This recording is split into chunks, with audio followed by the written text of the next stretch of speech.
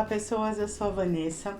Nesse vídeo eu queria trazer uma impressão que eu construí aí nessa minha vivência junto com a minha equipe e junto com outros profissionais que eu tenho acompanhado aí durante todo o ensino remoto neste ano de 2020. Mas o que eu quero trazer? A gente, obviamente, é mais esperto ou menos esperto quando a gente consegue olhar para o nosso fazer, né, de professor, de coordenador, de diretor e tirar ensinamentos disso. Conseguir olhar para si mesmo com clareza e dizer: isso foi legal, isso não foi legal, isso não colou bem, tenho que reestruturar. Sabe, autoanálise, reflexão em cima da própria prática. Isto é uma ferramenta muito importante que não só nós professores, mas enquanto pessoas nós tínhamos que fazer o tempo todo.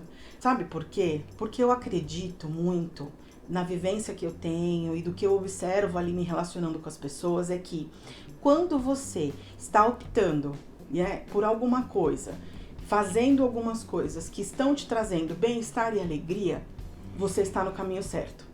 Agora, se você está fazendo escolhas, decisões, ações que estão te trazendo sofrimento, tristeza, angústia, você não está no caminho certo, né? Então, eu balizo sempre isso para tomar as minhas decisões, tanto quanto profissional, quanto pessoa, né? Na minha vida familiar, na vida social, enfim. Se eu tô bem, se aquilo tá me trazendo paz, se eu chego no final do meu dia e digo: foi uma situação difícil sim, mas eu consegui aprender isso, aprender aquilo, ajudar nisso, ajudar naquilo, enfim. Se eu percebo que o saldo é bom, eu continuo.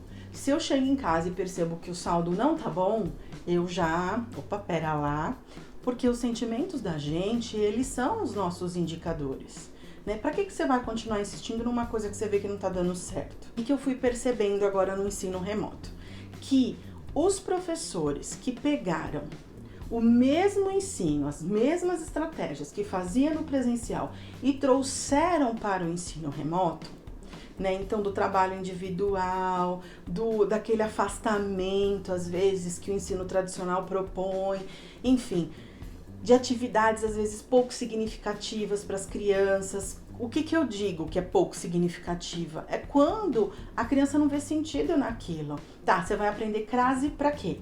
O que eu vou fazer com a crase? Então, se você ensina para o teu aluno a crase dentro do contexto de uso e ele entende que aquele contexto é bom utilizar a crase porque vai dar o sentido que ele quer naquilo que ele está tentando comunicar através de um texto, percebe que o significado ele se faz presente ali? Então, quando a gente pega esses conteúdos que por muitas vezes a gente fazia lá no ensino presencial e tira eles do contexto da onde eles são aplicados, o que acontece? Eles perdem o significado. E aí a sua aula vai pro saco, porque o cara não vai prestar atenção. A tua aula tá chata. Então, os professores que pegaram esse mesmo sistema e que trouxeram para o ensino remoto são professores que estão com dificuldades no engajamento das crianças. Agora, você também tem o outro lado. Você tem o professor que entendeu que as ferramentas digitais permitem vivências diferentes e que elas podem sim ser um atrativo para que a criança se engaje no próprio processo de aprendizagem. Esses alunos, eles estão pegando e aproveitando o ensino remoto de um outro jeito. Vou dar um exemplo para vocês. Tem um filho de 10 anos, ele está no 5º ano, e a professora esses dias passou para eles um trabalho. Eles tinham que fazer uma pesquisa sobre um determinado assunto e era um trabalho em grupo. E eles tinham que se reunir, tudo virtualmente, né? Para elencar o que eles tinham que pesquisar. Um ia pesquisar a imagem, o outro ia pesquisar notícias, o outro ia pesquisar artigos, o outro... Enfim, eles se dividiram. Depois tinham que se juntar para poder fazer ali o trabalho que a professora tinha pedido. Depois que eles acabassem a escrita e montassem uma apresentação, porque a proposta é que eles mostrem para os colegas aquilo que eles pesquisaram através de imagens, de vídeos e de tudo mais. Todos os recursos que a internet nos dá. Eles tinham que se organizar, montar a apresentação e dividir o trabalho, dividir os assuntos que estavam dentro ali do que eles tinham pesquisado. Então, um ia falar disso, outro ia falar disso. Gente, eles ficaram, um grupo de 6 crianças, eles ficaram 3 dias organizando isso. o que eles se divertiram, o que eles deram de risada, o que eles aprenderam, às vezes um dando bronca no outro. São crianças de 10 anos, né? Então, a autonomia deles ainda tá em construção. Então, por muitas vezes eu tive que dizer, ó, faz, senão vocês ficam brincando, vocês não vão dar conta de acabar. Presta atenção, vocês têm data para entregar. Ou, ai, mas o amigo faltou, não pôde entrar na reunião online. Tá, então vocês dividam essa parte entre vocês, façam o que é possível fazer sem a presença dele.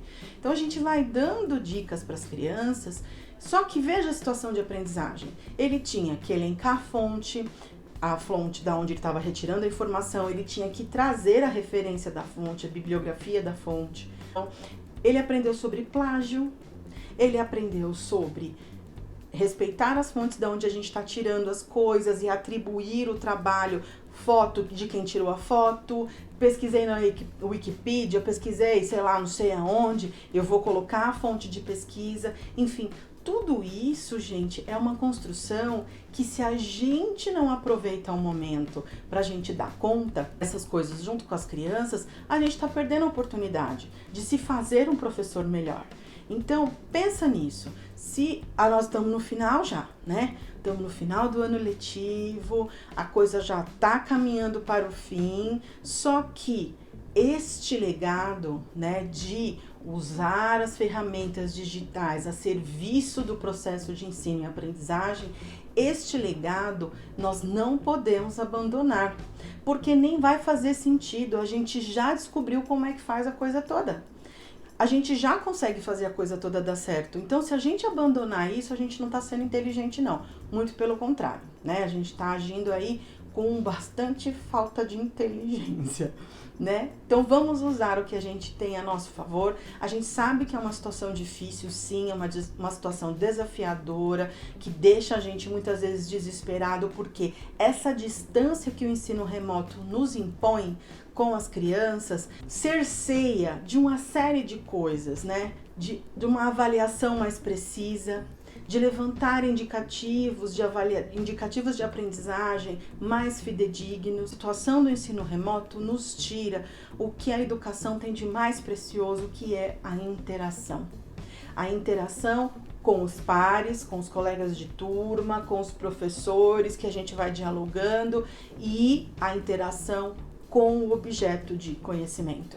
Só que esta interação com o objeto de conhecimento também é possível fazer à distância, através do ensino remoto. Então é disso que a gente precisa cuidar. A gente precisa aprender a mexer isso e, de verdade, pensar fora da caixa, aproveitar uma situação limite para tirar o melhor dela, parar de reclamar, sabe? Reclamar. É repetir algumas coisas, clamar é pedir com fervor. Então, se você ficar reclamando da sua situação difícil e de que não vai, e de que não anda, que os alunos não entram, não sei o que lá, você tá pedindo, sabe? A impressão que você tá é que puxando mais disso, tira o foco disso. Põe o foco no que tá dando certo. Põe foco naqueles que estão aproveitando e põe foco em oferecer formas para que os outros que não estão aproveitando possam aproveitar de alguma forma, né? Então, é nisso que a gente tem que se apegar, é em resolver o problema e não ficar ali se chafurdando dentro da lama chamada problema, e a gente fica ali reclamando e não aprende com isso. Muito pelo contrário, você fica ali rodando na lama e não sai dali. Então, bora lá, bora crescer, bora evoluir, bora aprender coisa nova, bora ampliar os nossos horizontes, bora sair melhor disso tudo. Esse é o recado que eu queria deixar hoje. Se você gostou desse vídeo, curte, compartilha com quem você acha que vai se beneficiar aí dessas pequenas reflexões. Até a próxima!